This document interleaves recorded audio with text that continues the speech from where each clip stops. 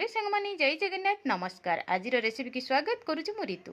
सांग माने आज बनिबा चिकेन पकोड़ा। चिकेन पकोड़ा करबा पई मोठी पूरा चिकेन को मैरिनेट करके रखी नेची। एपटे तेल कड़ई मोर गरम हो गलानी तो चलंतु जीवा फटाफट गरम गरम पकोड़ा बनै नेबा।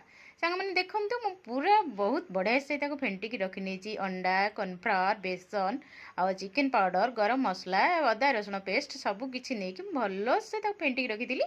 तो वर्तमान गड़े पूरा गरम हो गलानी तेल आउ पकई दबा। तो गरम गरम पकोड़ा देह को टिके टिके कंचा लंका आ सरू सरू कटा पियाज ता देह को टिके सक्स देकी खाइले केमती लागिबो कहले।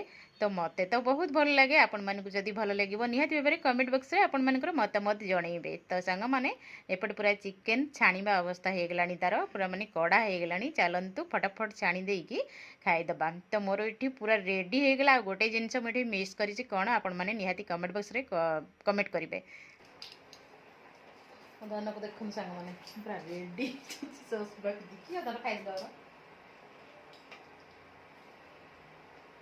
भलो टेस्टी टेस्टी वेरी नाइस धन को पूरा यमी और वेरी नाइस टेस्टी। आज हमर होची चिकेन पकोड़ा मो धनर फेवरेट। मो धन को बहुत भल लागे ना।